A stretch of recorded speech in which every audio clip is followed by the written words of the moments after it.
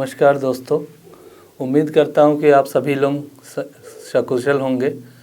विश्व में हर जगह जहां फ़िलहाल हमें सिर्फ एक ही चीज़ सुनाई दे रही है, कोरोना कोरोना और कोरोना। तो आज के संदर्भ में हमें ज़रूरत है कि कोरोना से बचाव और जितना हो सके उसका प्रिकॉशन ले। चलिए, ये तो बात हो गई कोरोना की। अब हम आगे बात करेंगे स्पाइन सर्जरी की। पहले के दौर में न्यूरो सर्जरी और स्पाइन सर्जरी खासकर हमारे रायपुर जैसे शहर में काफ़ी बड़ी बात थी और उसके कॉम्प्लिकेशन भी काफ़ी ज़्यादा होते थे। यह जो विज्ञान डेवलप करता गया, साथ साथ सारी चीज़ें डेवलपमेंट हो गई। साइंस के साथ साथ न्यूरो सर्जरी भी डेवलप हुई, स्पाइन सर्जरी भी डेवलप हुई। तो इससे जो कॉम्प्लिकेशन रेट है वो काफ़ी कम हो गया है। पहले जो चीज़ें हम सूक्ष्म आँखों से या फिर नग्न आँखों से देख के ऑपरेशन करते थे, आज उसी चीज़ को हम एंडोस्कोपी या माइक्रोस्कोपी से कर रहे हैं। तो पिछले 2 दशक में मुझे लगता है कि न्यूरो सर्जरी और स्पाइन सर्जरी में काफ़ी बड़ा चेंजेस आया है, पूरे दुनिया में आया है, साथ में हमारे रायपुर शहर में भी आया है। तो जिससे इसके रिज़ल्ट में बोल सकते हैं ड्रास्टिक चेंजेस आए हैं। मतलब 100 में से मुझे नहीं लगता 1-2 मरीज को छोड़ के 98 मरीज पूरी तरह ठीक होके ही जाते होंगे।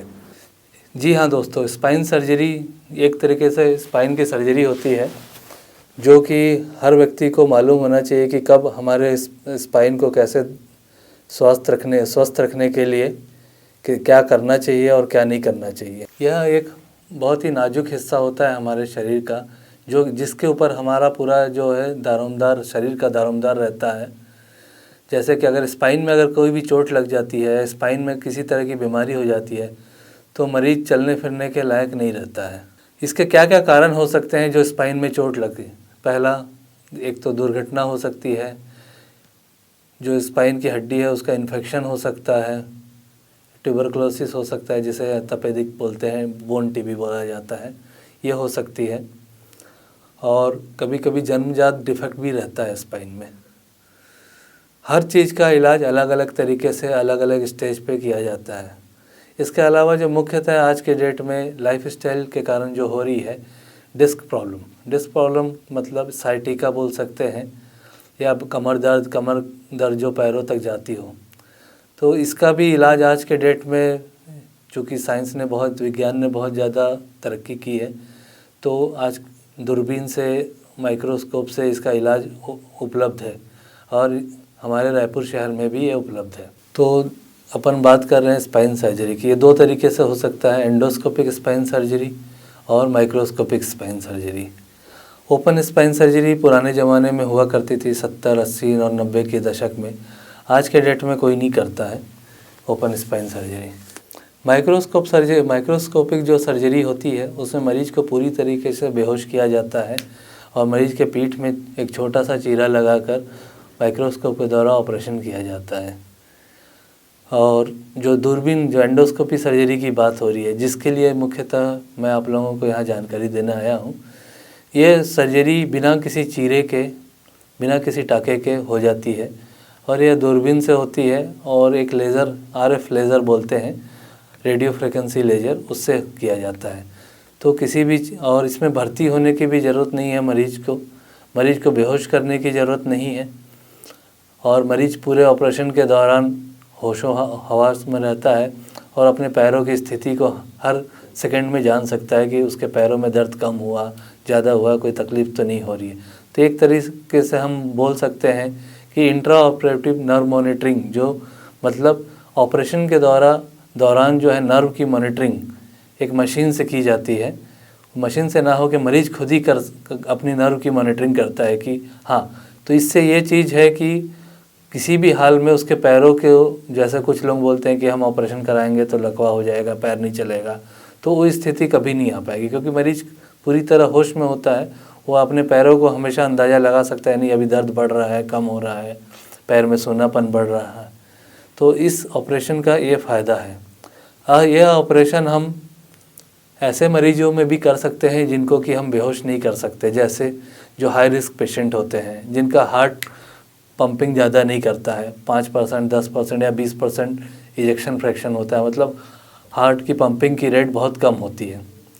तो उस मरीज़ को बेहोश करने से क्या होता है कि उसका लाइफ का रिस्क बहुत बढ़ जाता है।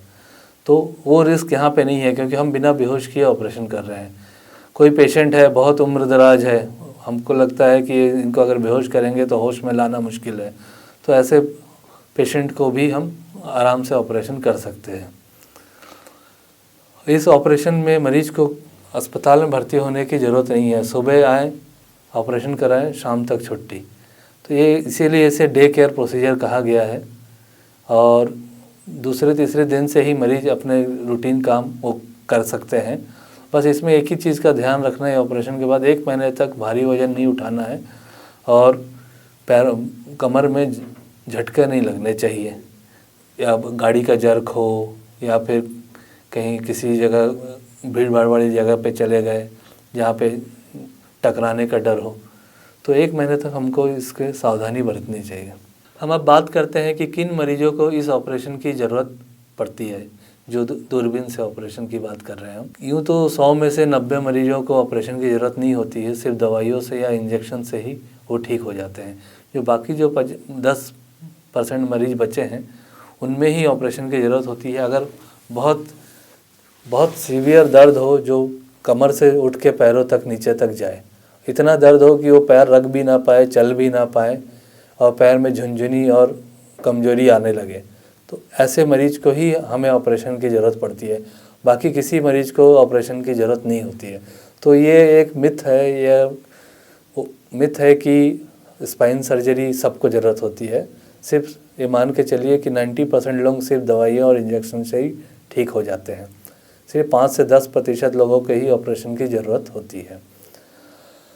और यह ऑपरेशन, एक तो जो कमर दर्द है, कमर दर्द में कभी ऑपरेशन की ज़रूरत नहीं होती, ये हमेशा ध्यान पे रखें। कमर दर्द किसी ऑपरेशन से ठीक नहीं हो सकता है। अगर पैरों में दर्द है, उसी दर्द को हम ठीक करते हैं।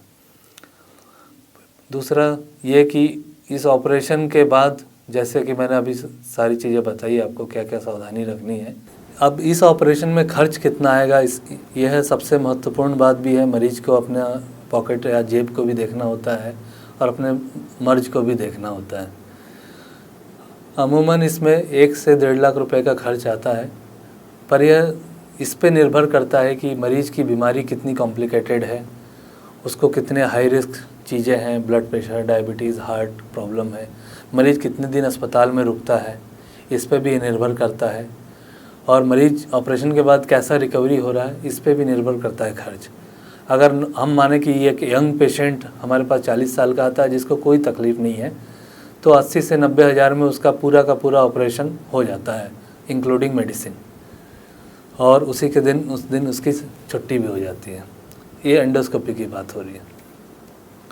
कॉम्प्लिकेशन, एंडोस्कोपी में पहले भी मैंने जैसे बताया कि कॉम्प्लिकेशन होने की ना के बराबर उम्मीद है, मतलब 0.001% ही उम्मीद है एंडोस्कोपी में कॉम्प्लिकेशन होने के।